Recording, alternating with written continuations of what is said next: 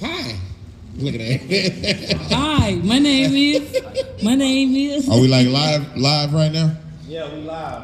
All right, how y'all doing? My name is Bumpy, the Trill OG, Rebel UGK for life. Long live Pimp C. I'm sitting here with Trill Queen from Third World, Texas. You had to look at the ballot to remember? Yeah, because Who I you might were? say Queen Trill, or my real name is Trill Queen.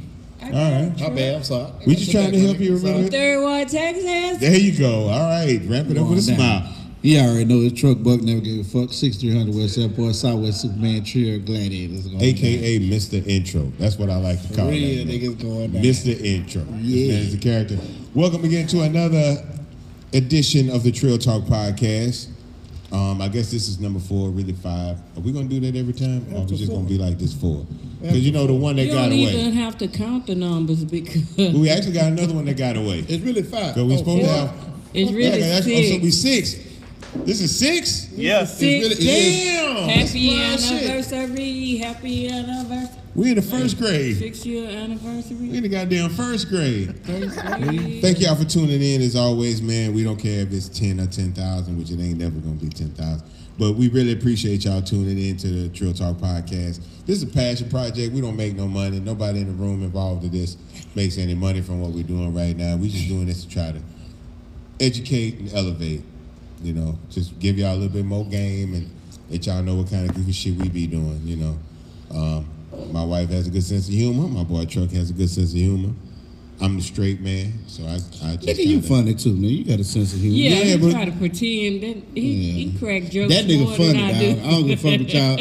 And whatever y'all think of persona of this nigga, but that nigga is funny. Funny. Than a But this motherfucker shit, you know what? But sometimes. this shit was not created Talk for like me. I a think Jamaican. motherfuckers know, like, Talk like a Jamaican. I'm not finna do all that. Talk like a Jamaican. Yeah. A Jamaican? He's Talk a good, like a Jamaican. He's good in personalities. I mean, I said No, but seriously, personality. this is Talk really, like a Jamaican. this is me being, you know, trying to create an outlet for my Talk like a wife. Jamaican. I'm not going to talk like that right now. Okay. My dick don't curve like Safari. You understand? Get it, Forrest. Look at But, that. you know, I did want to, you know, show a different side of myself because everybody always, you know, think I'm a, you know, going to kill somebody at any given time. Nigga Yeah, be that's the plexing. look on your face, though. Nigga be That's like, on purpose. That's so people don't bother me. Whenever I walk in the room and I don't feel like being bothered that day, I just have that, every day. you know what I'm saying? And then people tend to leave me alone. It worked real good in Kroger's and HEB.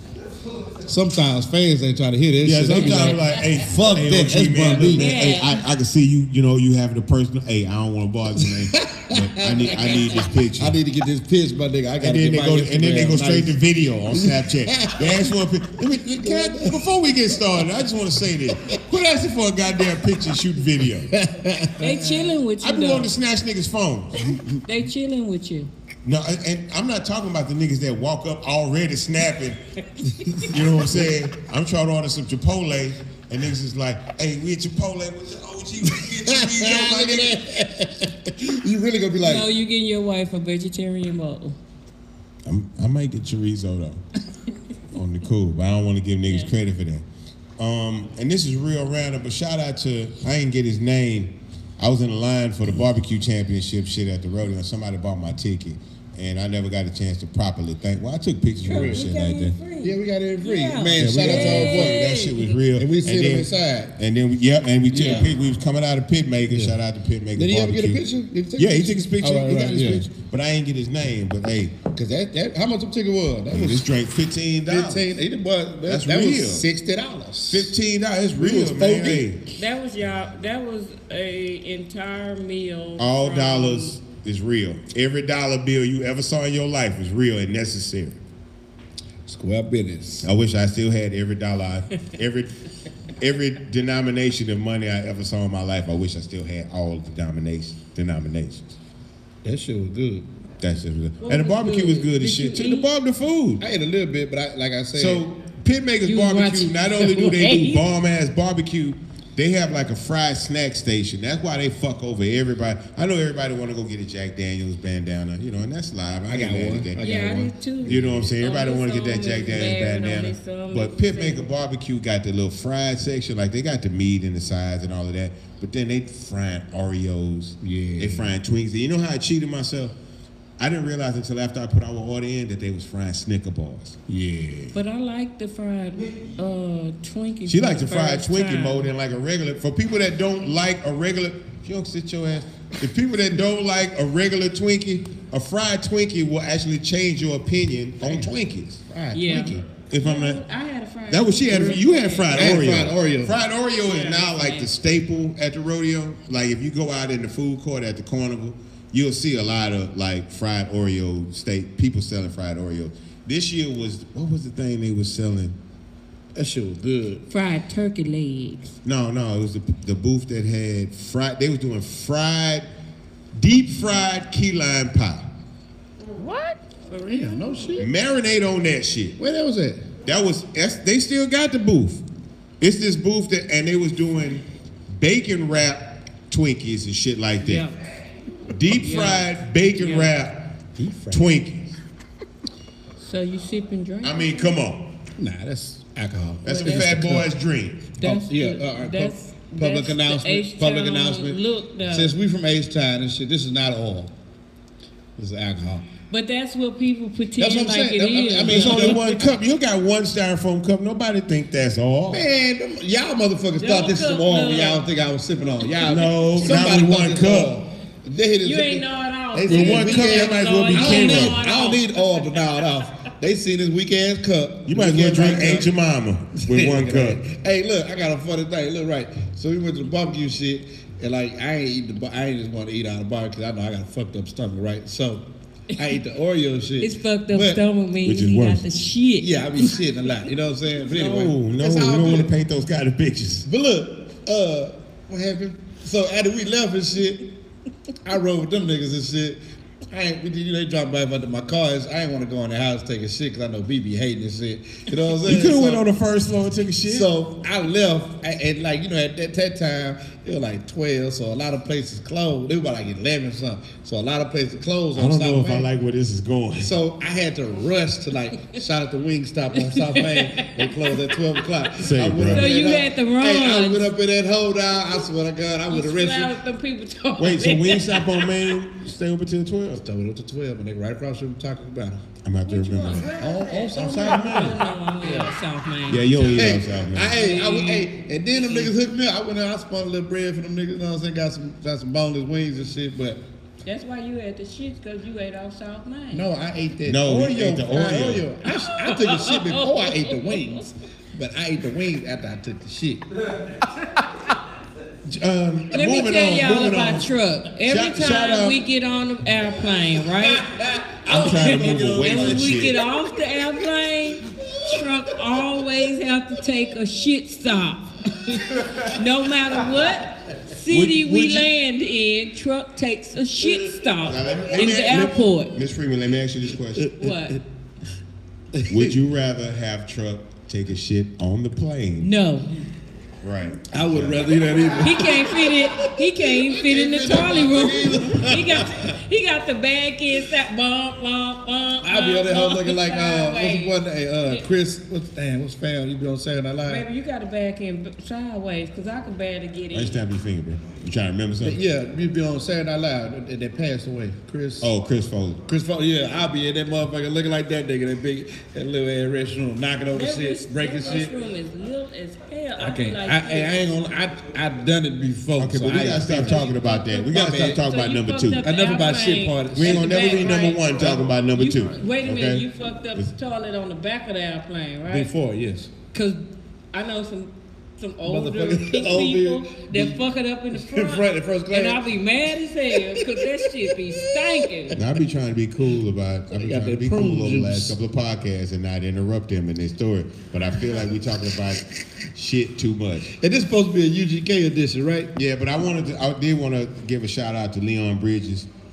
Speaking of the rodeo, Leon Bridges played for Black Heritage Day at the rodeo and brought me out to perform one day with him and his band, and I did want to give him props on that because we on that vodka and we're gonna forget that kind of shit if we don't start off talking about what we're supposed to be talking. That's you. Your cup looked just like mine. I didn't make it. Your cranberry juice is very weak because it's not dark enough. I didn't make it to the rodeo show, but I seen it on YouTube. No, it's just. Oh, I know what you were doing. Get your work in. Nah, he was doing lift. I was doing lift, nigga. If you remember, trying to make we some talked about the coins. bitch doing lift. If you remember, that nigga was getting them coins because we performed with Leon for free. Leon, he's a good dude. He performed on my album, and we just did it on the arm, as they say. If I would have went and did my paperwork for Lyft, I could have drove for the rodeo and made some coins. Could have. Trip. I could have made me some extra money to buy me some Gucci shoes. Gucci. You need more Gucci shoes? I don't think Lyft gonna get you no Gucci shoes though. If I save my money, Lyft. Yeah. Right. It's a lot of lifts. Moving on. Niggas don't put it Yesterday, we literally just dropped my new single. Bam, bitch, I'm rapping again. Niggas thought I was gonna teach forever. Fuck what you heard and fuck you. I'm back, bitch. Yeah. Better than I ever been. Yeah. The new single is called Know What I'm Saying. And I realized today, man, I realized today that people like, man, you glad you back, OG. Yeah, because niggas thought I was just gonna be at Rice all day. You know what I'm saying? And grocery shopping with you and picking up tape from school. And no, man, we gotta get back to this rapping shit. So thanks to everybody that's been streaming it. It's on every streaming platform, Spotify, Pandora, all that good shit. Apple Music is for sale on iTunes and Google Play. So however you want to break bread with me, break bread with me. This single's called Know What I'm Saying. It's on 2 Trill Enterprises. Break bread with us. 10% for his man. All right. And yeah, it's everywhere that they sell music digitally, everywhere that they stream music digitally. And we've been getting a real good response, man, from everybody. We want to thank everybody. Real niggas like Chuck 2 Trill back there reposted me. Q reposted me. You know what I'm saying? Nick ain't post me yet, but that's because I don't really post him. So I already know where that's coming from. I already know what that's about. Yeah, I already know what that's about. Yeah, bitch, I'm rapping too. You got some competition, guy. Them young niggas ain't got no bars for you, but I got some bars for you. Cheers. Cheers. But it's a good thing to be back in the game again, man. I really love not just rapping, but, rap has always been the medium for me to really tell people how I feel about shit. And ever since we was 18, me and Pimp, rest in peace, we've been giving up game and people been, on the same side of what we talking about because it's the real side and it's the other side, and I can only represent one side. And, thank God that, I can still do what I'm doing at a high level. I pretty much can out-rap any nigga that feel like he can rap and write rhymes and all that goofy shit. And like Pimp said, I can put money on that. That's what Pimp said, too. And I'm holding my nuts with this shit, you know what I'm saying? No homo, no pause or none of that shit. But the new single is out, so make sure you check it out. Video coming soon. And, from there we're going to go to what we decided to make a UGK edition, Ms. Freeman been wanting to do some shit where we just kind of just talk about this UGK shit and let people ask questions, you know what I'm saying? It's always fun to give people game about stuff that they want to know, People look at us from the outside looking in and they have, like, hey man, how did y'all feel when y'all did this? And can Nick really rap good? And, do Truck Buck always sleep and shit like that? And is Queenie shopping right now? No, and Queenie is sleeping, cleaning the house, or working out. She might be shopping online. Be flexing so much? I may be shopping online, but we want to give people an inside view, you know what I'm saying? There's a lot of things going on, Academy Awards, Kobe Bryant, you know what I'm saying, won an Oscar, Jordan Peele. Yeah, shout out to Get Out, man, Jordan Peele, man. That's a good dude, man. Jordan. I met Jordan Peele and Keegan Michael Key before, took a picture. Good dudes, humble dudes. They acknowledged what I was doing. I acknowledged what they was doing. And, God bless him for doing what he did. And so, I think it's, it's only right that we allow people that follow the podcast to be a part of the podcast. And I thought, what better way to let them be a part of the podcast than to ask UGK questions? Because most of the people that are Bumpy fans or UGK fans, they want to know shit about what was happening back in the day and different things between me and Pimp. And, we want to make sure that this conversation that we have up here it's something that y'all want to talk about from time to time, we tend to hit that note, but this is an opportunity for people to actually ask questions directly to us. So we're streaming live on YouTube. It might be some questions coming up. Twin, is there some questions coming up on YouTube? Not right now. They just come well, in. Fuck y'all for not asking a question on YouTube. But thank y'all for asking questions on Instagram. So, Ms. Freeman, you got some question over there that you want to ask? Yeah, I have a hit. A question from One Hit Wonder. Wanda. Her name is Wanda. Oh, One Hit Wanda. All right. That's clever. That's a good name. You know, I ain't gonna lie.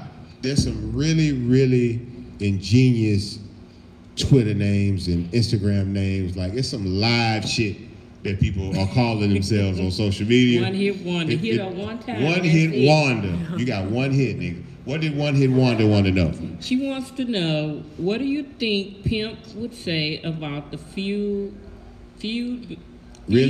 band between 97.9 and Trey, especially after knocking those down and him calling out silly beef between H-Town rappers? Well, for one, this ain't a beef between rappers. This is a beef between entities. You know, I'm Trey the Truth representing, you know, ABN, representing Relief Gang, and 97.9, which is part of a, you know, national conglomerate. And I want to be careful with my words here because I need 97.9 to play my music, but I'm also not going to not hold my homeboy down. I held him down on 97.9.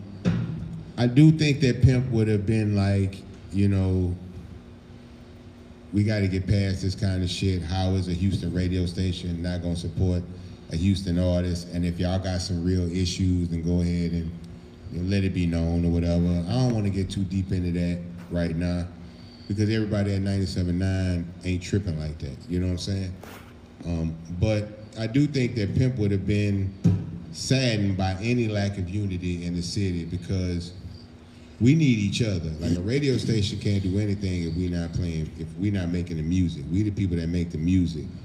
And the radio station is supposed to play local music. Like, there's a federal ordinance where they have to play a certain amount of local music, you know what I'm saying? But me being a person that made music in the past that's playing on the old school station, I still want to get played on the new station. But that being said, we need to have, you know, a certain understanding, you know? So I support my brother Trey. I know he's going through I know he's going through the lawsuit right now with 97.9, and I don't want to say nothing that could mess up his situation or whatever, but I stood with Trey when this all started. I still stand with Trey.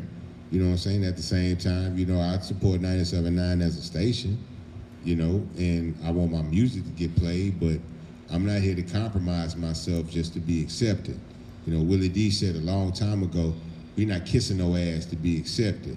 And there's a lot more places that if a radio station choose not to play our records, or there's other places that'll play those records. But all that being said, I think Pimp would have been disappointed at everything, and Pimp would have wanted to bring 97.9 and Trey the Truth to the table and have everybody add out so we can move on and move past this kind of situation. Because, you know, artists like Trey, we need local radio behind us, you know, to support us, you know, even though he can still be productive and progressive as an artist at the same time, man. When you here in the city, you represent the city, you rescuing people and shit like that, man, you do want acknowledgement from the local media, you know. And I just hope it's something that we can move past in the future. You know, I think the city want to see us move past. I think the artists want to see us move past. And, you know, we just got to find a way to come to a common ground. You know what I'm saying? How would the city see this come to an end between radio and Trey? Well, it's hard to say because there are people that take 97.9 to Boxside and they still listen to the station. They call in, they follow them on social media. So 97.9 not finna stop doing what they doing. At the same time, there's people that support Trey the Truth. You know what I'm saying? And Trey has still had a viable career since this has happened. You know, they're gonna still buy his music, they're gonna stream his music. Got a new album, Hometown Hero, dropping on March 16th. You know what I'm saying? So it's not like they can't exist without each other, but I think it sends a better message to Houston and the city and the culture as a whole if they can coexist. But like I said, it's not just the station as a whole, You know, it's certain people on both sides that need to sit down and talk. You know, obviously I guess they ain't gonna talk because there's a lawsuit going on, but communication is key. You know what I'm saying? This is a small town and everybody want to rep Houston to the same. Yeah, this is a small town. This is the city of Houston. I'm talking about not small. The culture of the city. The culture and the music industry is it's a small world. When you are 69 miles wide. Yeah, but you ain't got but 5 radio stations. It's small. We ain't got Who you see at the club on here. weekends? Same people, right? I don't see no town. radio station. No, I'm just Houston in size is the fault. Houston is the biggest small town in America. I don't even go That's to the how I club feel. because I see the same Houston people. is the 4th largest city in America, but as far as the circles that we move in, it's very small. You see the same people everywhere we go. We all trying to do the same thing and move in the same direction. You know what I'm saying? We go to the trainer, we see Hatter. We go in the city, we see Trey. You know, we go everywhere, we see who we see. You know what I'm saying? It's a small town and we can't be having these kind of situations because we gonna always see each other. And whenever these kind of things happen, it's never the people that's getting into it. It's never the people that are actually angry at each other. It's always the little people that support them. They get jammed up. And like I said, there's people at 97 people that we mess with. You know what I'm saying? We fuck with people at 97.9. You know what I'm saying? And we would like to believe that people at 97.9 fuck with us. But obviously, really fucking with Trey, you know, sometimes can draw lines in the sand and put people in a position where they feel like, well, I fuck with you, but I don't fuck with that person. So I don't know how far I can fuck with you. But I'm not finna turn my back on you because you don't like him. And I'm not finna turn my back on him because he don't like you. Right. My job as an OG is to bring people together and take this city to where we need to be. So at the end of the day, I would love to be the medium that could bring 97.9 and Trade the Truth together. That's what I would like to be. I don't know if there's room for that with a lawsuit going on right now, but I would love to have been that person. And I think if Pimp was here, Pimp would have wanted to be that person, and maybe he could have been that person before the lawsuit happened. So do you think 97.9 is keeping the city divided? No, Those are not UGK questions. Like I said, it's people that cut. It's H-Town question. There's people that cut for 97.9 and there's people that cut for Trey. And it just depends on where you stand, though. I don't think 97.9 is keeping the city divided because they just don't play his music, but they play everybody else's music. You know what I'm saying? Let's go to another question. Truck Buck. Oh, put your phone down, bitch. Nah, this is the questions. I got screenshots. What did I have the media block PR people printed twins? I'm sorry. Oh my bad. I didn't know. He didn't know that. That's why I passed that to My him. bad. He didn't know. I didn't know. I passed it to him. I understand he didn't know, but I passed it to him. But The shit say Trill Talk Podcast. Come on, questions. Truck. Use your kid this your question. Don't get no pay to Come on, Truck. We got a good, strong team at the media block trying to present this shit in the Twins best know. way possible. Twins know we're not going to answer every 19 questions. I thought y'all was gonna pick the question, but I thought y'all. Okay, nigga, come y'all on. some questions. Come on, Truck. Come on, Truck. Who were the guys that were talking on Ridin Dirty skits? All right, I get this all the time. Yeah. For people that know me personally, that have known me over the years, a lot of people thought that was me. I do a lot of different voices and impersonations. I'm funny when I'm not, mugging niggas. And that's why she keep on me to asking me to want to do voices and shit like that, because I tend to imitate people. But these were actually people. So here's what happened. We had an artist named Smoke D. Smoke D is the second verse on Front, Back, Side to Side. He was the first artist that UGK decided we was gonna put out. We put him on the album. Smoke D called himself in a situation where it was him or the other people. He chose him. He ended up going to jail. And when he was in jail, we sent him a DAT machine, a portable DAT machine. So basically like a Walkman, for those that are old enough to know what a Walkman, like a cassette player that can record. Like Home Alone? High definition, but it was high definition. Okay. You know what I'm saying? So we sent him a DAT machine, so he was literally in the prison talking in the DAT machine, acting like it was a Walkman, and recording himself. So when you hear him say, these niggas in here kissing, he literally walking the tier in the penitentiary and seeing men kissing in their cell. Now when you hear there's like a dude of like Mexican dude in there, he's really actually Colombian. And so people think these are skits, that we in the studio doing these skits, but this is actually a Colombian that was locked up because somebody snitched on him. And there's like, I don't know if we put it on the album, it's like, he was like, I try to help the black guy, you know, and put them on and give them help, and then they get caught and they snitch and they tell on me, and now I'm in here with you, you know. So it's like, we are really actually playing people who are locked down in a penitentiary. You know what I'm saying? So that's who that is. That's Smoke D, and that's somebody that's probably still in the penitentiary right now because somebody told on him. But, and so we took all his skits, and we had some young producers, I can't remember their names, some young producers that Pimp was working with. So all the beats on Ridin Dirty and all the music is produced by Pimp, except for not 3 in the morning. It's, goddamn, which one did Sergio do? Good Stuff. Our homeboy Sergio was with Rick and them, with Roy Flush and them. Sergio produced Good Stuff, and DMD, well, that was 316, but everything else was pretty much produced by Pimp. Okay. And so all the beats for us was produced by Pimp, but then the skits were produced by these young up-and-coming producers that Pimp had, and we literally got the DAT tape, like he mailed us the DAT tape home, and we took the shit that he was saying. It was hours of shit that he would have recorded in the penitentiary. Some of it people still ain't ready to hear how real jail and prison is. But we took some of the shit that fit along the theme of the shit that we was talking about on Ridin Dirty. So when you hear him talking about, fuck these motherfuckers, they just snitches, he was talking about niggas that had actually snitched on him and put him in prison. So you're like, fuck him, we just need to kill him, that's all. That, you know, people thought that was me because I can sound like the shit. But that's what that was. That was actually our artist, Smoke D. And shout out to Smoke, because Smoke is home now. And back in Jackson, Mississippi, I talk to him all the time. He actually just sent me some music last week for me to jump on. And so that's who that was talking on the skits on Ridin Dirty. Actual real people in prison, walking around with a mini DAT machine, recording themselves, talking about what they seen as they walk the tip. Ms. Freeman, you got a question? Hold up, Truck, before we get there, who asked that question?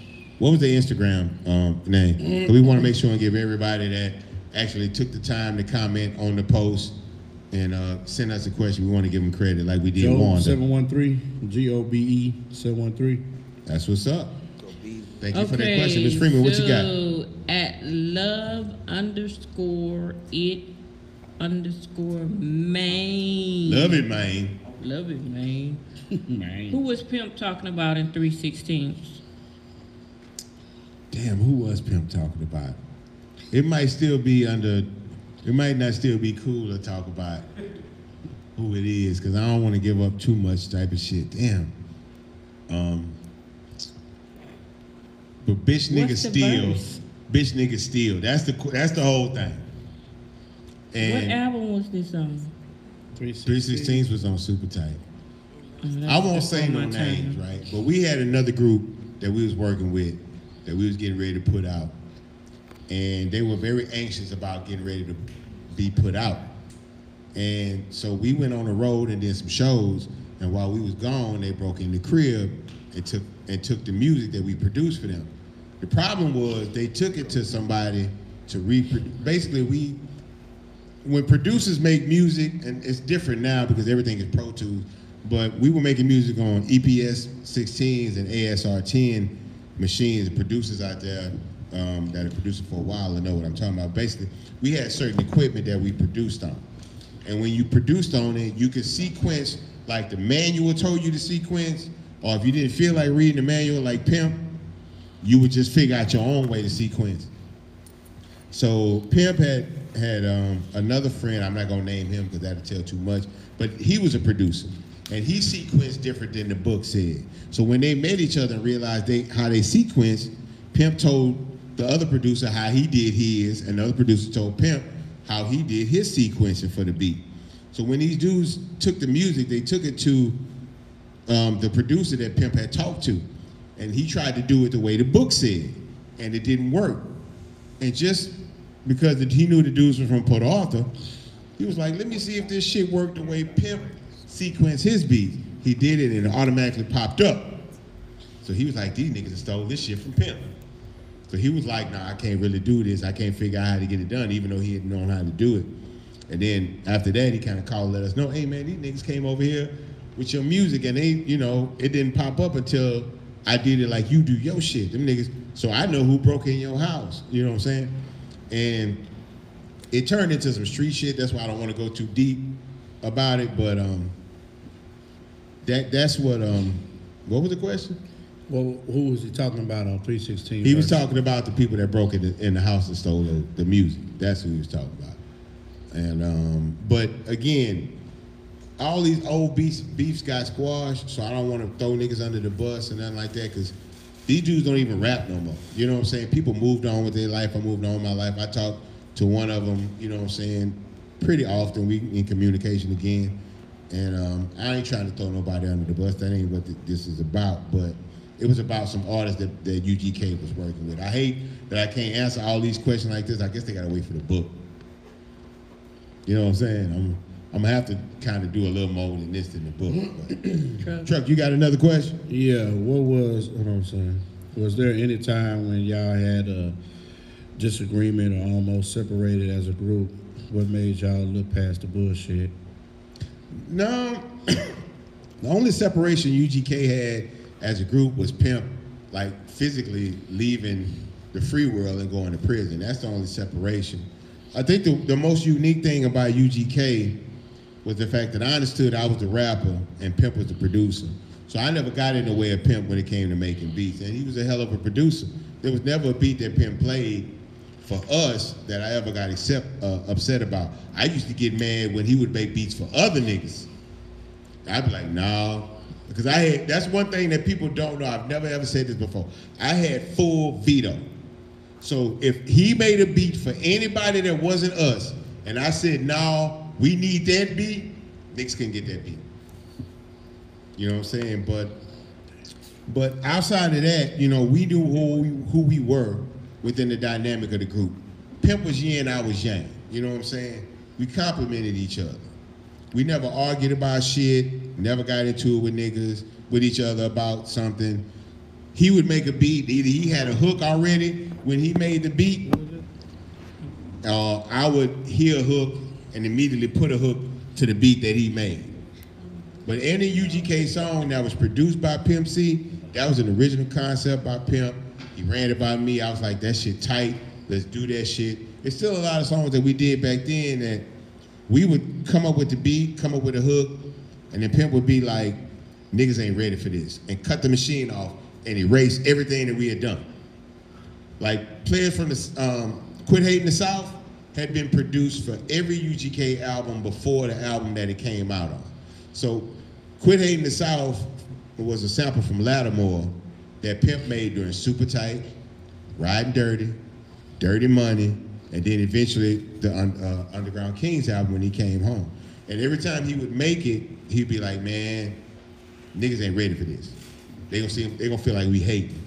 You know what I'm saying? And it was only after Houston had kind of came to the forefront, Atlanta had came to the forefront, Miami as a collective was starting to come to the forefront. It's like, okay, now we have a legitimate argument, because the South literally is making the top music in hip hop right now, and people won't acknowledge it. So now we have a legitimate argument that people who ain't from the South can be like, no, the South, yeah, the South doing it, quit hating, you know? My bad, that came from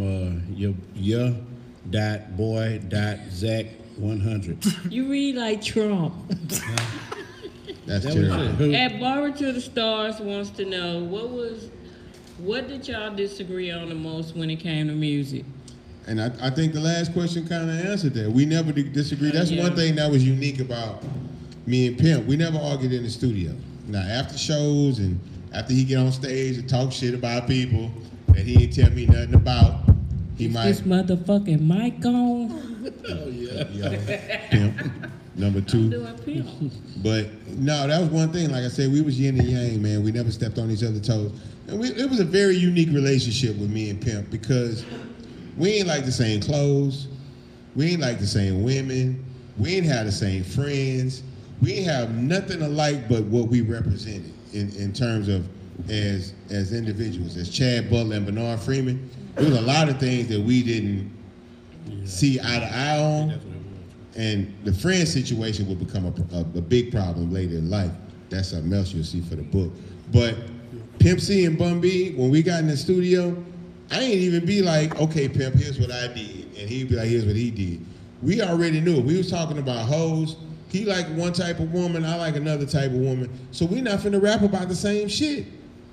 Yeah, because somebody wanted to know, was Pimp really into balls? Hold on, you asking a whole other question. You asking a whole other, can you wait till your question comes? No, I'm just saying at the same time. Are you gonna let me question? What? I mean, you said the answer. Somebody wanted to know, was he really serious about women with no hair? Yeah. Okay, so we just gonna jump from that question. You're talking about it already. No, we're not talking about hair. We're not talking about. Well, we talking about we like different women. Yeah, okay, so women. so you telling? Okay, you doing because if he like women that didn't have hair, then that mean I like women that did have hair. I didn't say that. I did not say that. So do they want to know that he like women with hairy assholes? Yeah, that was a real question. Is that the question? Did he like women with hairy assholes? I can't say if he actually liked women with hairy assholes, but I imagine that a lot of the women that he came into contact with were, not waxed in that area, in the asshole area. I'm gonna stop talking to them. Do we shout out to Q? Q.I.T. He's the owner and the founder of the Media Block. You know what I'm saying? And he's actually, since we're doing this live on YouTube, we have people asking questions live on YouTube. And if you're watching this on YouTube and the question that we answering ain't the question you want to answer, it's people on the computer watching the YouTube. So we have one right now from YouTube Live. People want to know, was Pimp C a Nirvana fan? The reason people ask that question because there's a picture that came out that showed Pimp with a Nirvana t-shirt. The reality is that we used to go to Bazaar and get like, I guess paraphernalia would be the term. Is that drugs? No, it's shit that you use to do drugs. So, just being real. Welcome to the Trill Talk Podcast. And so Bazaar, which is on, I think, Bel Air and Gessner. No, that's High Times. High Times. No, it's on High Times. That is, no, he's right. High Times. Times. So yeah, so that's another place we would go, right? And they not only had the paraphernalia, but they had like all the Stoner t-shirts and shit like that. And we would buy shit like that, and Pimp bought one. And I think it's in the Use Me Up video that he's wearing a Nirvana t-shirt, if I'm not mistaken. But yeah, Pimp was a Nirvana fan. Pimp was a real music fan. Pimp didn't limit himself to just rap music because he's a producer. So he want to listen to as much as music as possible to see if there's some musical element or some kind of break or some kind of pass in the music that would make sense to us talking about some gangster shit. Like before it was UGK, we had a group called 4BM. There was 4 black ministers, but we spelled minister like M-E-N-A-C-E, menace, and then the stir was S-T-I-R, so like ministers stirring up shit. And the concept of 4 black ministers was rapping nothing but gangster shit over roots reggae. You know what I'm saying? So that's where Cocaine in the Back of the Ride comes from, because it's a Bob Marley song, but we talking about selling cocaine. And we ended up losing the sample because Rita Marley was like, if you want to talk about selling weed, you can talk about that, but Bob wasn't down with cocaine, so I can't let you sample Bob's song. You know what I'm saying? Talking about cocaine. So the original version of Cocaine in the Back of the Ride was to a Bob Marley song. And we ended up having to change the sample. But that was one of the songs that came from the 4 black minister era. 4 black ministers was me, Pimp C, the dude that I was in the group in before UGK, which was PA Militia, Jalon, and the dude that was actually in UGK with Pimp before me, which was Big Mitchell Queen. So we were 4BM, and that's where that came from. And what people don't know, that you tell them that history, nigga. That people don't know that you listen to a lot of rock and roll, and as I would say, I mean, no offense to a lot of crazy shit, whatever like that. But what you saying? I ain't say it's. I mean, for me, I don't jam the shit. So I just say it's crazy. Can I keep it real? But I know you be jamming that shit. You know why? Because there's an anger to it, and there's a passion to it that, for me, I know every rapper damn near. You know what I'm saying? Now it's just hundreds and thousands of rappers that debut every week. But for the most part, for the music, I know all these niggas. I know who real and I know who not. And for me, I can't listen to certain music because I know that the dude making the music ain't really about what he talking about. I do that shit too. So I listen to music, don't matter the genre, but I listen to music from people that are talking about shit and I'm like, he mean that shit. Yeah. You know what I'm saying? That's kind of what get me crunk. Mm-hmm. So we have another question from YouTube. This is from Mike Maldo. Mike Maldo wants to ask, what's my favorite non-hip-hop band? That's very easy, Maze. And, you know, I feel bad for putting Maze above the Isley Brothers, but for me, it's Maze. And the reason I push for Maze is because Maze not only made good music, I apologize. Maze featuring Frankie Beverly. That's crucial, right? And so the reason I have a love for Maze is because Maze has been, I don't think many people even realize this, Maze got blacklisted, right? So the reason that you don't see Maze getting these Lifetime Achievement Awards and all these different awards that they should get, because they're just as important and essential as anybody else from the era making music, is because they were one of the first people to jump out and speak against South Africa and apartheid. Whenever you question the industry about that, another person that got banned in the music industry is, look at all these rooms, Timex Social Club.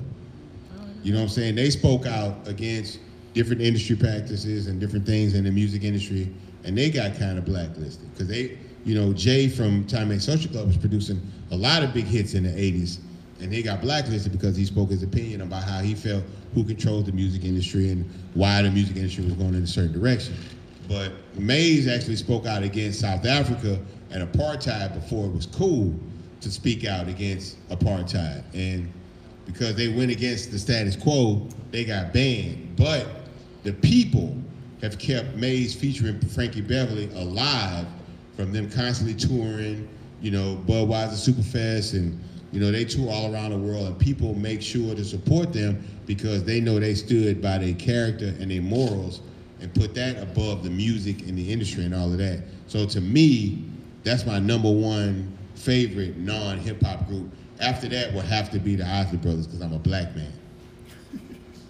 I just said, if you're a black man and Isley Brothers is not in your lifetime rotation, as in the shit that you have out of everything. And I played Tupac and all that shit on repeat, but if Maze ain't the shit you heard and Isley Brothers ain't the shit you heard the most in your life, you was raised wrong. That's baby making music. You was raised wrong. My kids was made. You was raised wrong. Nobody want to hear. I didn't. Hey, you was raised wrong. Next question. Do we have some more questions? Yes. While you giggling in your phone, do we have some more questions? Would Pimp C slap? Yes, slap. Would Pimp C slap more than half the rappers in the game today? What would Pimp C think about Big K.R.I.T? We all know UGK is the GOAT. Whoa, that's a lot. That's a lot. Just we don't need to hear the exposition. 3 questions in one. Give me the question. Bumsky asked all these 20 questions. Just give me the question. Don't give me the exposition. Give me the question.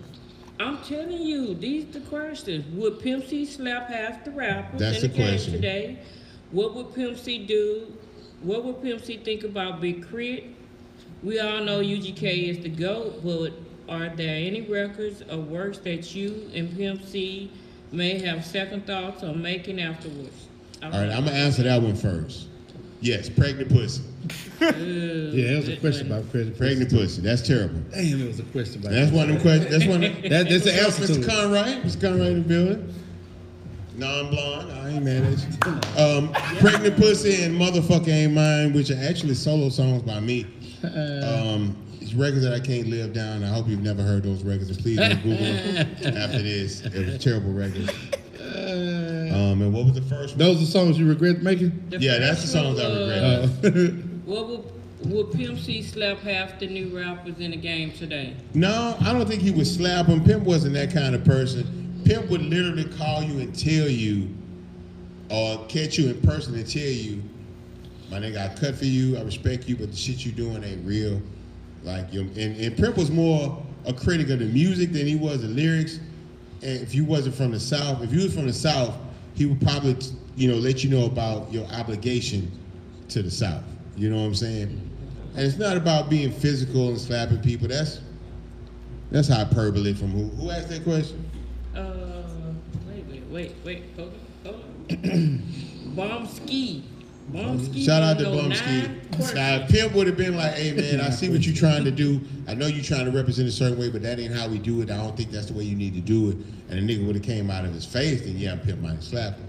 But Pimp wasn't always about that kind of thing. Pimp was about really giving people encouragement. Pimp was about telling people, look, this ain't right. You need to fix this so that everybody can feel your shit. Your drums ain't right. You know what I'm saying? Whoever recording your vocals, you on the wrong mic.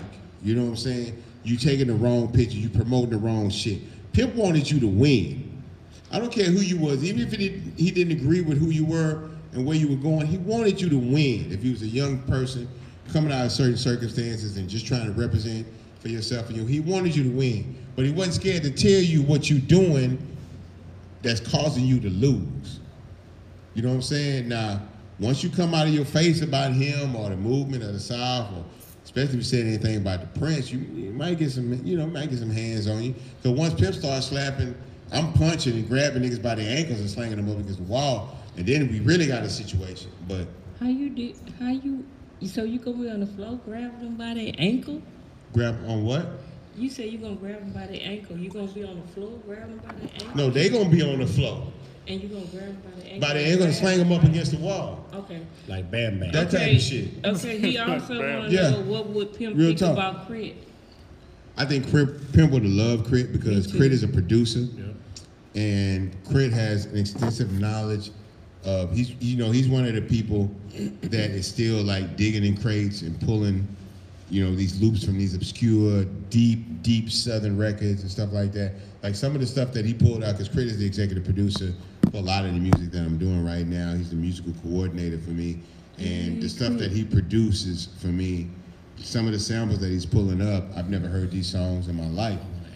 But they're soul records, you know what I'm saying? So I think Pimp would have had a deep amount of respect for for K.R.I.T based on his musical knowledge, his production style, which is his own. He doesn't copy anybody else's style. He's pulling from different places, but making distinctly Southern music.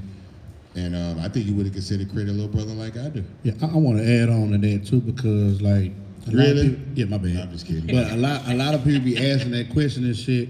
Like K.R.I.T, like the first person or something like that.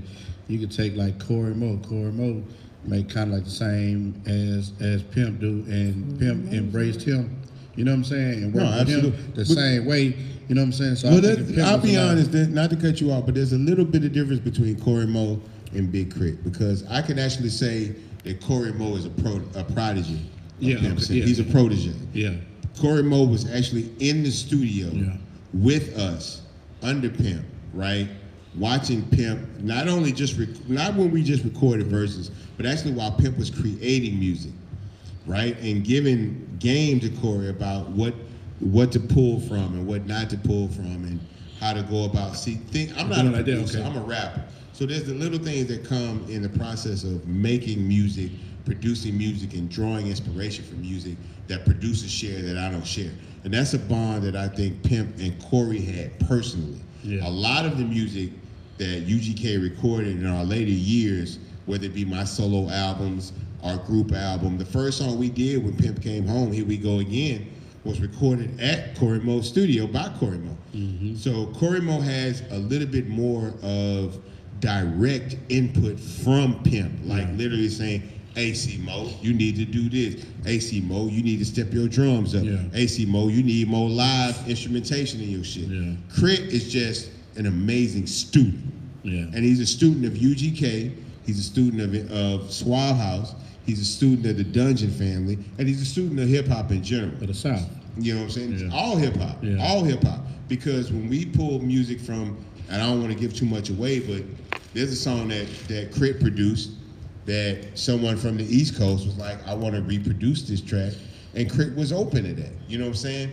Because he's very open-minded and understands that all these different sounds encompass what hip-hop is meant to be. You know what I'm saying? If you're from the South and you only have access to Southern producers and Southern music, you should represent that. You know what I'm saying?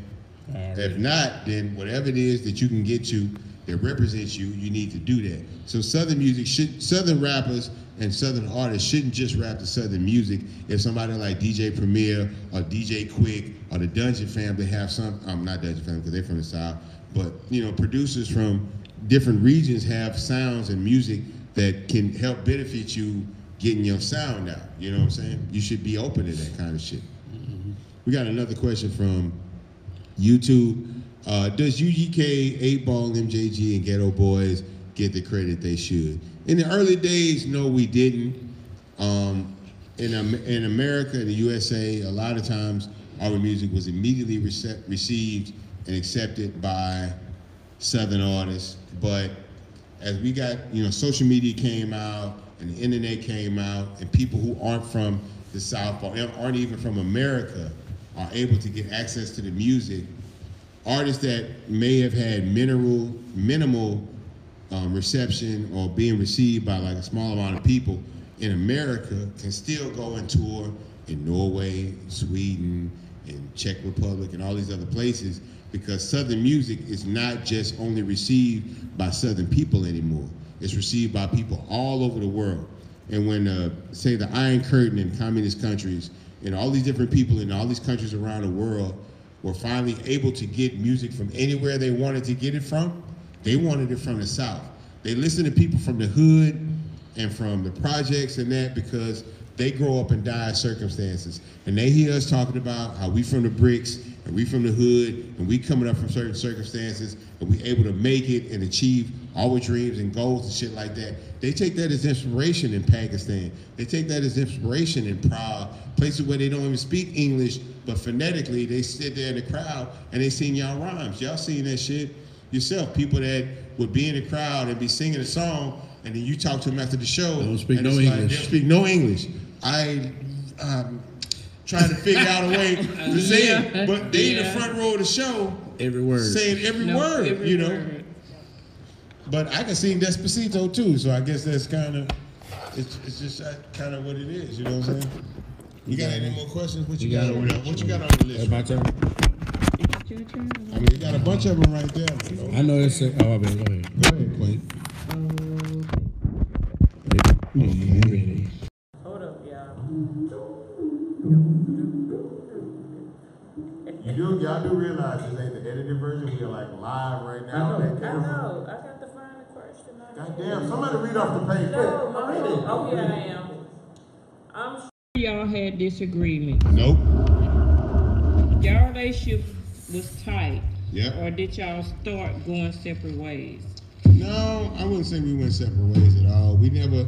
There's a long period of time where Pimp and I didn't live in the same city, but we didn't need to. I knew who Pimp was, he knew who I was. We were on the same page as far as the dynamic between him and myself. And everybody didn't understand that situation. And because of the fact that we were different people that lived different lives with different people, people felt like we were, other people that didn't understand that dynamic felt that we were further separated from each other than we really were. The reality is after so many years of being around each other and knowing each other, I didn't have to be around Pimp every day to know who Pimp was. Pimp didn't have to be around me every day to know who I was. And you know that they can hear y'all, right? Like they can hear y'all. No matter how much you think you whispering, they can hear y'all. So just know that. Word, I'm talking about eyelashes? Is that? No, I'm telling him I can fix my eyelashes. I can't talk about what I'm talking about when I keep hearing eyelashes 2 feet away from me. Y'all are really interrupting. Y'all the main one asking these questions, and then when I answer them, y'all interrupt the damn answers. But, basically, y'all was 100. But no, we didn't really grow apart in that sense. And there was a time where, and again, we didn't agree on our personal decisions. There were things that I did in my personal life that wasn't what Pimp would do. I made choices that Pimp wouldn't make, and likewise. But I never held his choices against him. He never held my choices against me. And outside of everybody that was, because UGK was a very, we were You know, we were family men, we had friends, it was a business, we had separate businesses, so there were extensive people in our individual circles that didn't see things eye to eye.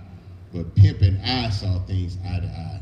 And because of that, that bond never broke. You know what I'm saying? And I can always say that every night that Vaughn and Chad went to sleep, well, y'all call him Pimp C, I call him Chad.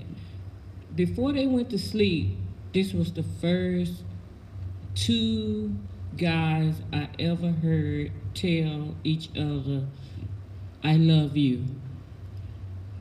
Well, Pimp was my every brother. night before they went to sleep. Right, it's a brother thing, right? But every brother,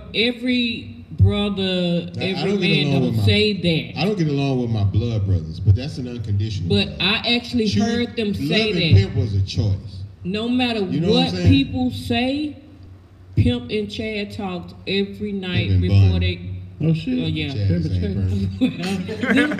person. them two in Bond, they talked every night before they went to sleep and said, I love you.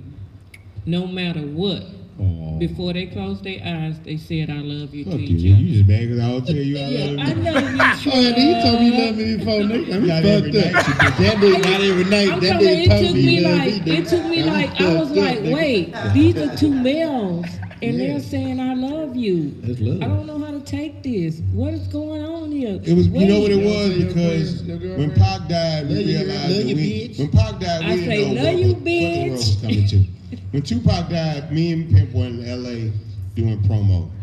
On the same day, all Def Jam artists was in L.A. because Richie Rich, who was actually Tupac's cousin from the Bay Area, had just got signed to Def Jam and was doing his release party in L.A.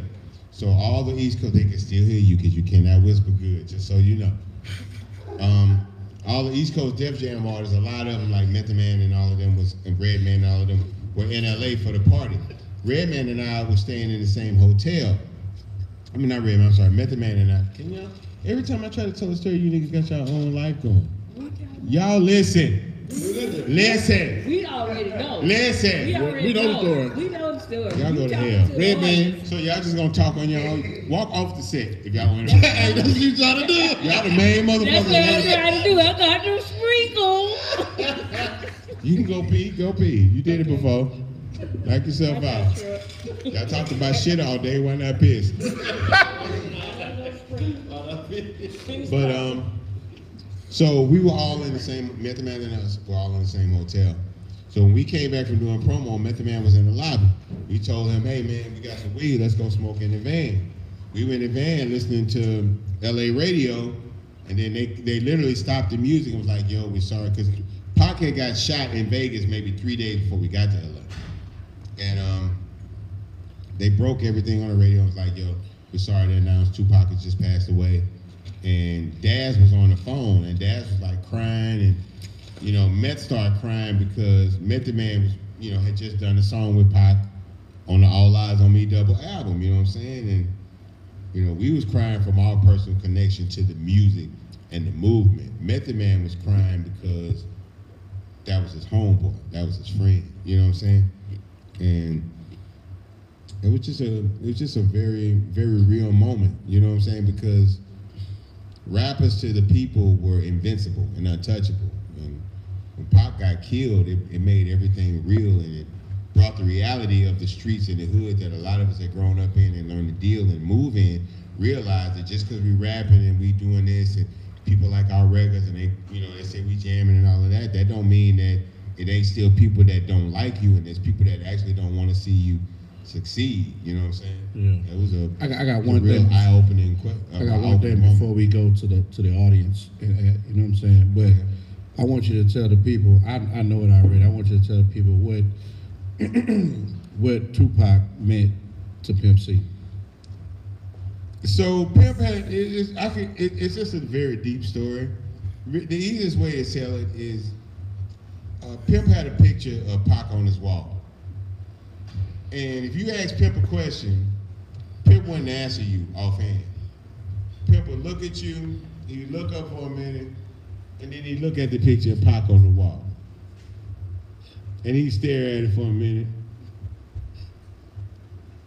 He wouldn't say shit to you. And then he'd give you an answer, be like, what was that about? Nigga, I was asking Pac what he would do. You know what I'm saying? And I remember when I called him about, you know, like because when Jay-Z first called about getting on Big Pimpin', first off, we thought it was a joke call because how did this nigga get our number? Turns out Chaka Zulu from Disturbing the Peace, Chaka Zulu is manager of Ludacris. And that's how he ended up getting the number. You know, Clark Kent was the person that kind of put him on the UGK, but in order to get in touch with us, he had to kind of go through Chaka. And so when he called, you know, it was like, and it came from like an unknown number. So I was like, yo, who this? Yo, this Jay. Jay who? It's Jay-Z. Yeah, right, click, I hung up the phone. We were literally on Bel Air and, I want to say Bel Air and Hillcroft, in front of like a fried fish, like a, Fiesta had a restaurant that you can get food from. That's your side of town. Shout out to the Dub.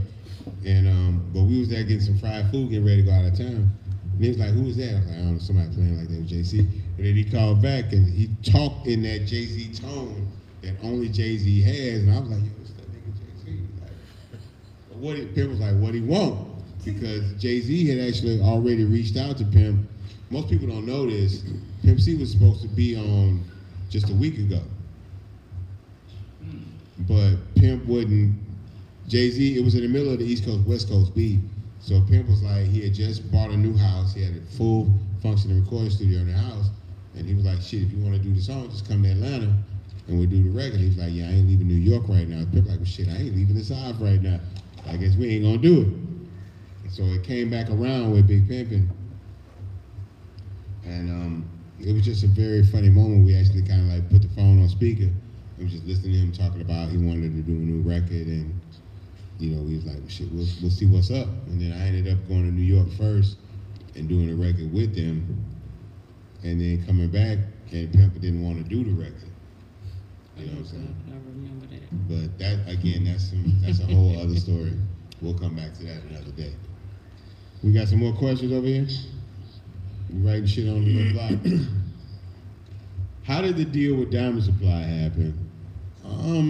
Nicky Diamonds is a dude that, shout out Nicky, I got introduced to by meeting what I like to call the Fairfax crew. A lot of the brands that we see people all over the world wearing. Word? Save some for me, how about that? They started in Los Angeles, so like people like, you know, the Hundreds, people like Diamond Supply, you know, the second Fight Club store that wasn't in New York was in LA. And I got to know a lot of the Fairfax crew. The way I got introduced to the Fairfax crew was through Joey Castillo, High Def Media. Shout out to Joey, congratulations on having a little girl. Well, a little girl on the way. She's not here yet, but he's gonna have a baby. Yeah. Joey's about to have a baby. Wow. You know what I'm saying? But Joey was a guy that, Joey and Chase Infinite were people from LA's, not just hip hop scene, but also from the streetwear and lifestyle culture.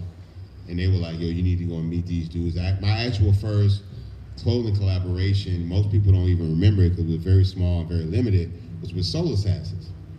And Chase was the guy that was doing a lot of this stuff with Muggs. Shout out DJ Muggs. That's also who brought me on Gumball. That's another story. We'll come back to that later. But that's who kind of brought me over to the clothing life. And Joey kind of ingratiated me in the scene. He brought me to Echo and met with Chris Barnett, who's part owner of A-Life now. He was working for Echo at the time. But, you know, Undefeated was on Fairfax at the time. And just getting to know people around that era.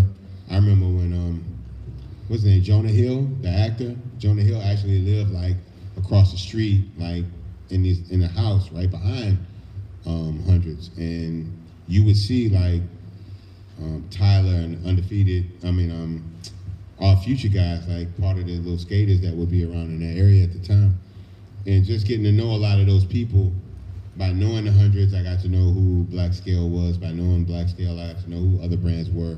And getting ingratiated with the skater crew from Fairfax, got to know Nicky. Nicky had just done the Wiz collabo. He had done the Currency collabo. And when I met him, was in the middle of him doing, a lot of people don't even remember that there was a Maybach Music collabo with Diamond Supply. You know what I'm saying? But that was something that was literally only on the West Coast and only online.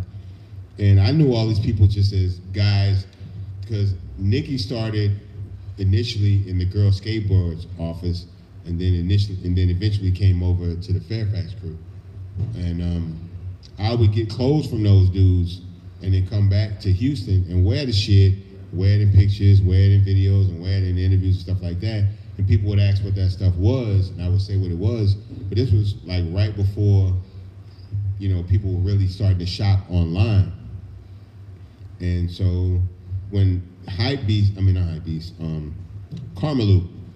came around, and they were the people that really took internet lifestyle shopping by storm. So Karmaloop was selling more Diamond Supply than Diamond Supply was. They were selling more Crooks than Crooks was. They were selling more hundreds. They were selling more of the lifestyle brand because they were the first people to get their internet shit going first. You know what I'm saying? So all of that stuff was happening, and then at the same time, the Sneaker Summit here in Houston was starting to grow. The Sneaker Summit in Houston literally started in an internet cafe with like, you know, a dozen people. And then it started to grow exponentially, you know what I'm saying? So as the summit started to grow, really? Y'all just have y'all, that's why I say this is y'all show, because y'all have y'all own conversations. I'm just the side man. As the Sneaker Summit started to grow, and shout out to Chris from Crooks and Castle, because he was one of the first people to believe in the Sneaker Summit on a national level. He came and brought his brands like, y'all doing something different in the South, lifestyle-wise. We want to collaborate with y'all, and then eventually that grew into the Diamond Supply collabo, and you know, to collaborations that I do with people all over the world now. I talk to people like Futura now. We're talking about doing stuff, and that kind of helped, you know, Houston be a part of the lifestyle movement that was starting to grow around the country as these brands expanded.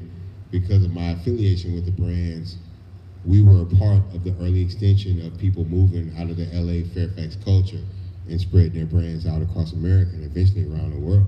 You know, a lot of these brands are $1 million brands now. Crooks and Castle founders are millionaires. You know, I'm sure they may not want me to talk about that, but they ride around in Ferraris and Lambos all the time. Nicky Diamonds is absolutely a millionaire, you know.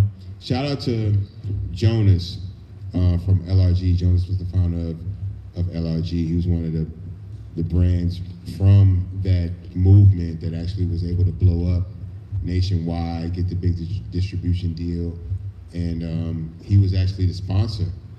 Like the first tour bus I ever got in for 2 Trill album was sponsored by Jonas and LRG and Woody.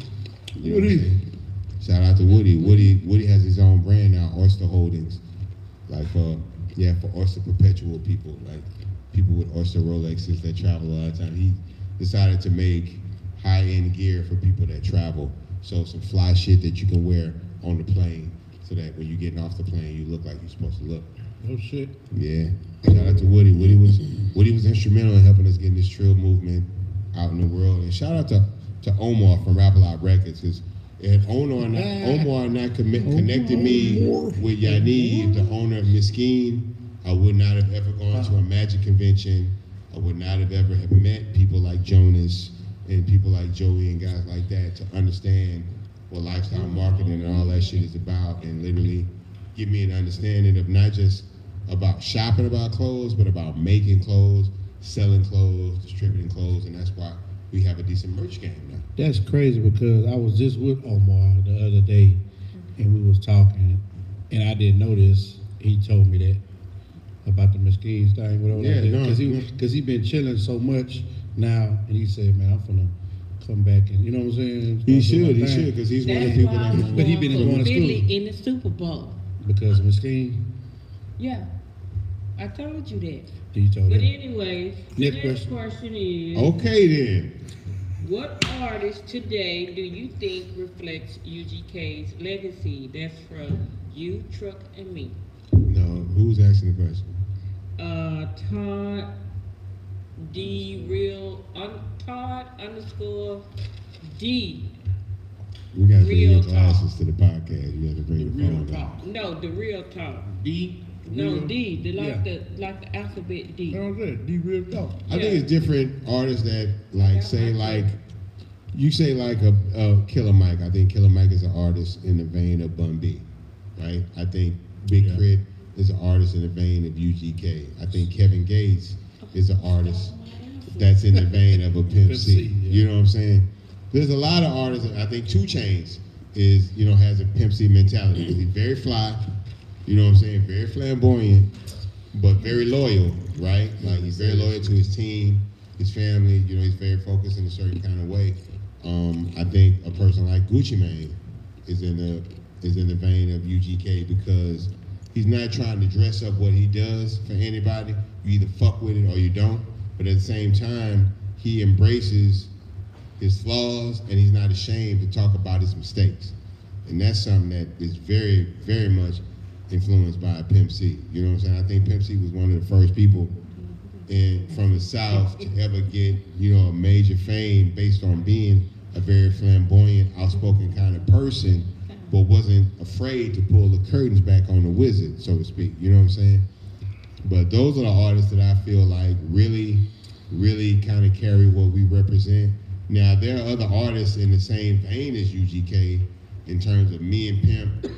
Like, I think there's a very close affiliation with UGK and like a Mobb Deep and like EPMD because of the fact that you could put UGK, just me and Pimp in the studio, and we can get you an album. We don't need no other producers, we don't need no other writers. Me and him can bring you a full album. That was something that EPMD could do because Eric Sherman was making the beats and they were writing all the rhymes. And I think it's also something that Mobb Deep was able to do because Havoc was making a large portion of the beats and they were writing all the rhymes, you know what I'm saying? Now, of course, people like Alchemist came in and added to the Mobb Deep sound, but as far as being a self-sufficient group, like we ain't need nobody writing no hooks for us, writing no verses and making no beats for us. Me and Pimp could get the job done, just us. You know what I'm saying? And we took that from other people that we felt like could do the same thing. What was that shush about? How you gonna shush me in the middle of this shit? I want to say Kevin Gates and K.R.I.T. You want to go back to the other question? No, Not that question. That was that's the about- same question. I said it was between me, you, and Truck. I I'm would not gonna say ask you. Kevin Gates would Oh, be she was saying Pimp the C. question goes out to me. Us. Yeah, us. Okay. All right. Us. See, he was saying, he thought you were saying the question I was is just talking from. to him though. I was talking to us. Okay. Yep. But my answer would be Yeah, Kevin Gates and K.R.I.T. Question. Mine will go to. Yeah, he gonna end it and you in that truck. You made a big My argument. question in. I mean my answer in. I like Well, let it be known, shit. the Killer Mike. But it had to be 3 though. Like I would say You Killer. gotta be 3. No, I was because I Two. said God Killer, damn. Killer Mike and K.R.I.T, but then I That said was a loud number K.R.I.T 2. as I hope you ain't production. allowed. I didn't do it number 2. You heard that said? You did a very loud number You heard that 2. said? Oh, I was I'm checking like a motherfucker. You heard that said? If y'all watching on YouTube, don't be scared to ask him more questions too. This episode been long as a motherfucker. Hey, no, it hasn't. but look, we gotta answer questions to the crowd. One more question No, apiece. what's This One your- more nigga question what's- apiece. this nigga over here. What's your people? Oh, we asked good- Yeah, Killer Mike, answer Killer, that. Killer Mike, and Big K.R.I.T. Okay, we close. That's what Okay, y'all did. next I had already question. said But both I said- of that's why I them. said I- Y'all Next out of y'all question way. will I agree be with- what's No, the hold top on, wait, five? Miss Rita, wait. We're recording live tonight. I know it. We have a minimal studio audience, and we want to ask if one of the people. That ain't got nothing to do with nothing. That ain't got shit to do with nothing. Why? God, why? What fun. We Hold have on, people in 15 the audience. minutes. Hey, God damn it, Anybody we got know? people in the audience. y'all get out the way, nigga. This nigga Yes, over there if you sitting would let down us, there. let the person. This nigga right Get here. better Everybody game. in Get crowd have a question. What do you have? What you got, Cliff? Come on up. Come on down. This ain't No, down. you been trying to get here. This ain't down to you. I ain't walking down the aisle. Y'all watch that nigga while he put his chest Tell out. people your name, where you coming from, and how country you are. Navasota, Texas. Took to Trill, Acres Home originally, Navasota raised. Navasota. All right. Navasota. What's your question? My question is. Nobody care about that. Nobody even care about you, Chuck. Yeah, we don't care you was raised. Yeah, well, hey, my question is, what artists that really stood out, far as all the artists that you ever worked with that stood out, that impressed you with their rap skills? His wife. You don't rap. Rap skills. You don't know what I do at nighttime. Let me hear something. It's I night. said you don't know It's what I nighttime. do. It's nighttime I right said now. you It's don't know nighttime what I now, do. you don't rap. But you don't know what I do. I know. at nighttime. I know you don't rap. I know what you do But I'm right saying now. you don't know what How I long do I at been night. knowing you? It don't have to be right. So your answer to this you man's don't know question. what my rap do. So your answer to his question is you. Out of all the people UGK work with on the song, his jazz is you. What I you just say? want to know. I just want to hear you disrespect all the great artists that we work with over all these years and say that you was better than all of them. Who? No, the question. Everybody. Because he asked. Basically, you saying you better than everybody UGK to work with. No. Rapping. Yeah, no, it's too late to say I no. said myself. Yeah, I'm talking about myself. I told you you didn't know what I did after dark. But before that, what you said? You. I said you didn't know what I did. Before I said that. me, yeah. Now that you know. So that means you better. Can we than move past this But I moment? Now said that you didn't know. know what I did Before after dark. that, before that, you said it was What you did he as the ask, answer. though? That you better than everybody. He asked who was the fakest, and you said you. That's what you did for jumping out the window before you heard the question. Motherfucker got me. But you answered the question. You answered the question with you and not even knowing what the question is. Okay, what is that? The man asked, who do we think was the best artist that we worked with as a group over all the years and all the songs and all the projects? He asked me who I thought was the best artist, and yeah, 'cause you I'm decided not to say, UGK, yeah, right. yeah, it's good to know that now. After you didn't answer the damn question, it's good to know that now. Okay. I think it's real easy for me to say Pimp. You know what I'm saying? It's obviously, but Pimp that's wouldn't what be he the would best. say about But you. I was that's true. That's what he would say about me. You know what I'm saying? Now we work with a lot of great, talented people in our time. Some of them you never heard of, people like the X Mob and groups like that, and all the way up to the most popular people in the game, like a Jay-Z. But for me, and I know obviously I'm partial to the shit, but I don't know anybody that was more of a well-rounded, fully talented artist than Pimp. Some people are really good at producing, some people are really good at writing, some people are really good at hooks and shit like that, but he was really good at all that shit, you know what I'm saying? And if you would have asked him, he'd be like, put money on it, you know what I'm saying?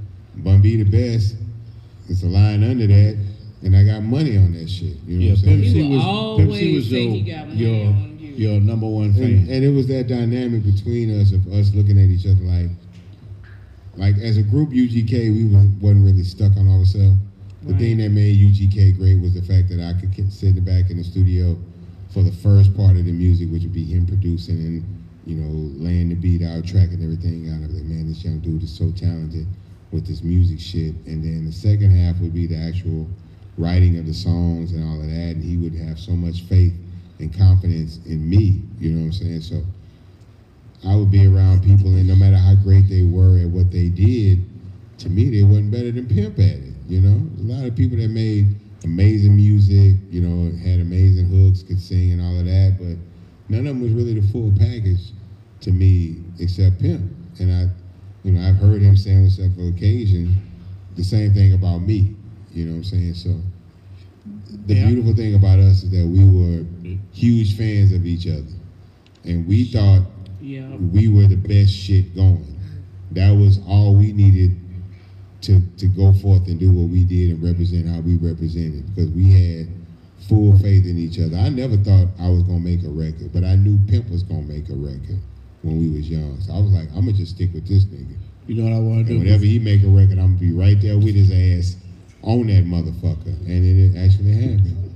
Now you two silly side talking motherfucker. Now, you know what I want to do before we go? I want each of us to tell a funny pimp story. When we're gonna do it like a funeral, we got 2 minutes. We gonna cry and shit? No. Like I said, a funny story. No, so I guess Q, you the pastor to tell niggas. No, basically, Q, you, like if we start talking too long, be like, you play the Okay, this is my story. All right, bam. Well, no, Mr. Smart Idea got to go first. Yeah, me? You're sharp as ass. Boom, check this out. I mean, y'all don't know. I met the nigga Pimp before I met the nigga Bun, right? You know what I'm saying? We didn't know that. I swear, wait.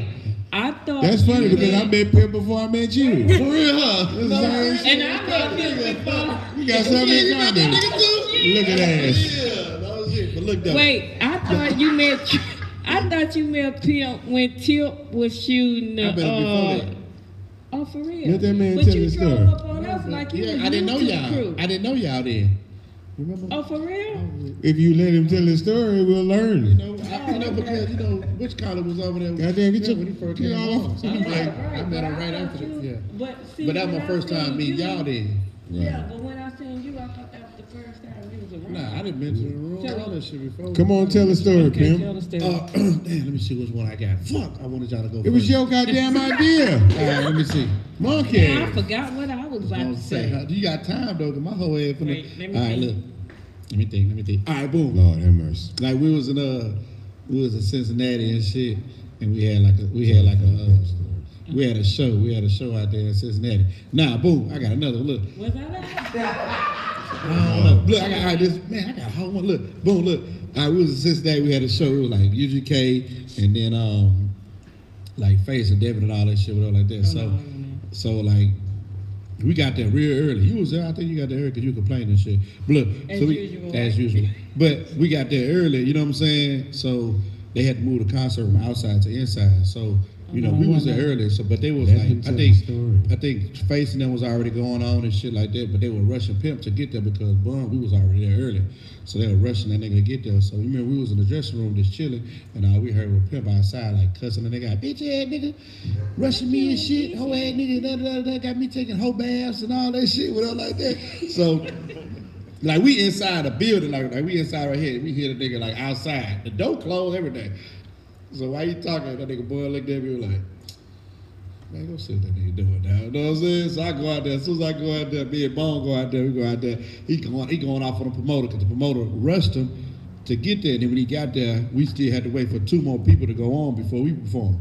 So boom, he going off on a nigga saying shit I was saying. You got me rushing me and shit. Y'all niggas ain't ready. And then y'all niggas ain't got the bread. And y'all niggas fucking up the bread. And that got me taking whole baths and He said, now what I'm going to do is, like when we came out, he looked at me and Bone. He like, what I'm going to do is, I'm finna go in this motherfucker. I'm finna shut this bitch down. I'm finna holler at my motherfucking nigga truck. I'm finna holler at Bone. And I'm finna go holler at my brother, my big brother Bumpy, nigga. And if you got a problem with it, nigga.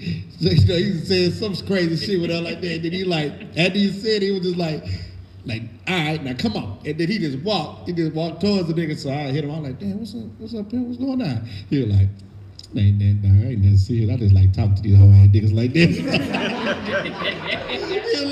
like he was just like his face is he was just mad to the motherfucker, mad. And then when he got close to us, he was just like, I was like, damn, what's up? He was like, what's going on? You know, he was like, ain't nothing to worry about this shit. I just like talking to whole ass niggas like that. That's all. I mean, what be we in? We been hollering at me. He walking in. As soon as he see Bud, what's up, baby? Bud like, what's up? He's like, ain't that like that. So boom, that's one. Boom, I got another. I'm quick with mine though. Look. Cause I don't have funny stories. I have serious stories. I wish You I gotta had tell my a funny phone. story, I wish I though. had my phone. I wish I had my phone though. But like, man, I remember after he did the interview, the Atlanta interview and shit. You know what I'm saying? This second story is for you. I was at Club Blue on Gelston 59, whatever like that. So he called me and my shit was he left a message on my machine and he was, you know what I'm saying? And I hit him, I was like, hey Pimp, what's up? He was like, where you at? Like, where you at? I was like, I'm in the club right now. I'm gonna hit you at 2 o'clock. He was like, all right, make sure you hit me. So boom, I hit the nigga and shit after I left. I still, man, it was old than the motherfucker.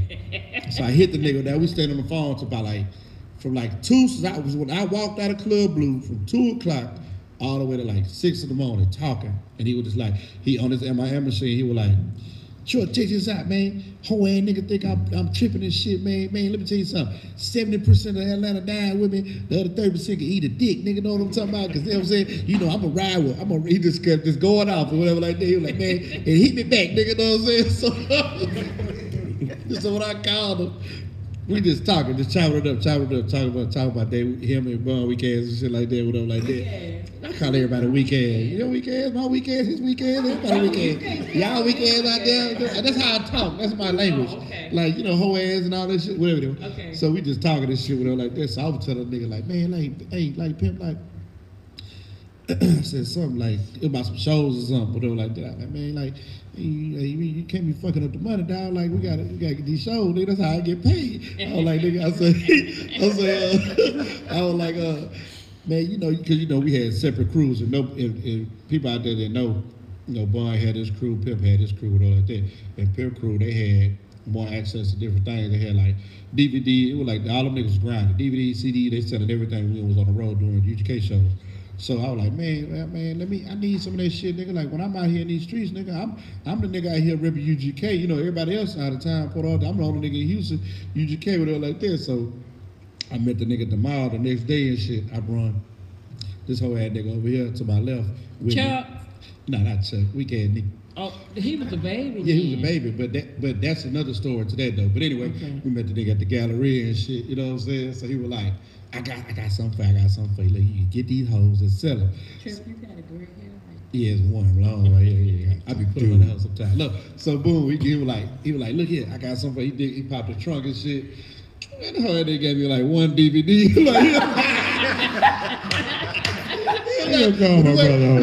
The way he was talking on the phone, like, I got you. Just come to the gallery tomorrow. I'll meet you at the gallery. So, boy, I'm crunk. We go to the gallery. I think the nigga finna give me, I don't know, CDs or something. I can hustle or something. Then when he see me, he came out there, motherfucker. I got something. He popped the trunk, put his shit in the trunk. So I got something, man. You can make some bread. You know what I'm saying? I'm like, bet. That nigga dig in that box. I think he had a few of them bitches in there. You know what I'm saying? He could have gave me like 5 or 10 of them bitches. And then he gave me one of them. Oh, you out. Hey, get your money, baby. Like, it's funny to the motherfucker now, but back then I was like, my bad. I took it and, you know, it's all good. I repeat. We're gonna interrupt your story. So Go ahead, Queenie. Wait, I got you. You ain't even ready. Her story was serious. All right, story number 3. We're supposed to be telling a funny story. A funny story, okay. No. Funny story. All my stories are serious. Probably all that shit. Wait, let me see. Have a nigga here for the cry and shit. Like, no, I'm not gonna make a story to cry or anything, but.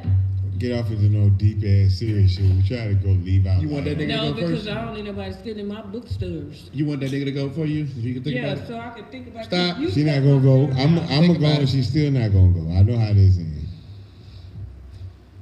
I don't know how funny it is. It might be funny to y'all. We had a show in Lake Charles, and we went to the sound check, and we could tell that the sound wasn't gonna be good at the show.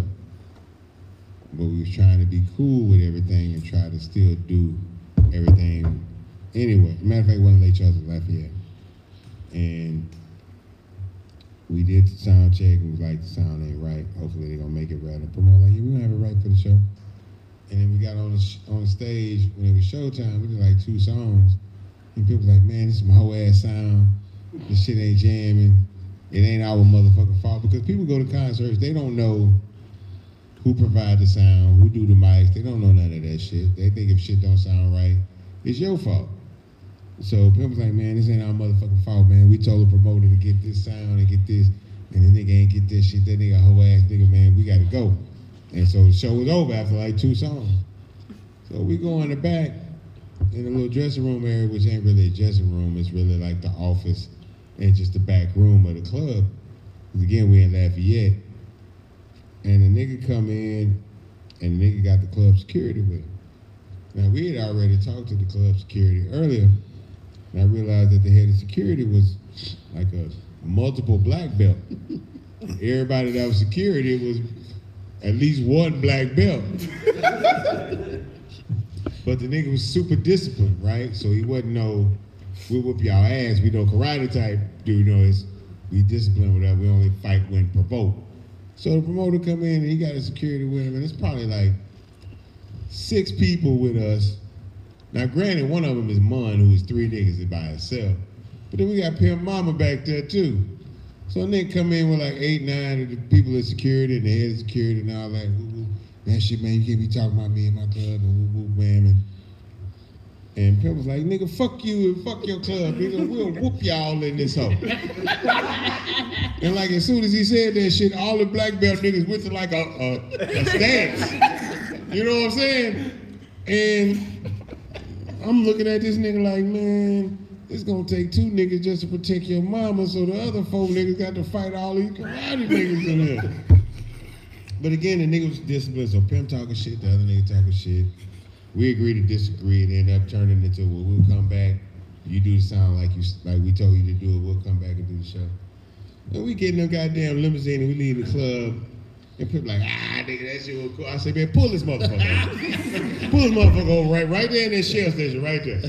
And I pull him out there. I say, man, you gonna do this type of shit?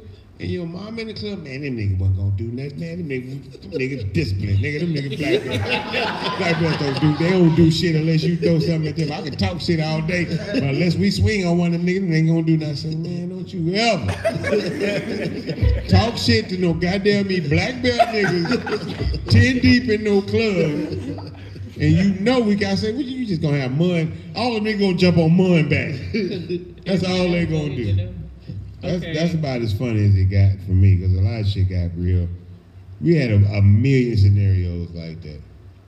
Okay, my story is, when I first met Bun, okay, he told me and my friends to come to Strawberries in Lafayette, right? So they had a concert. So I have 4 friends. I don't do new friends. I have the same 4 friends. They still your friends now? Yeah, they're still my friends now. So Strawberries is crowded because it's the Crawfish Festival, right? It's the after party.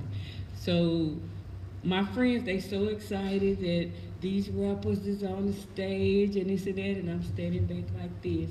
So they like, come on, come on. So Bun directing us to come to the stage. So I'm laying back, right? I'm starting pulling back like, I don't want to go on the stage. I don't want to go on the stage.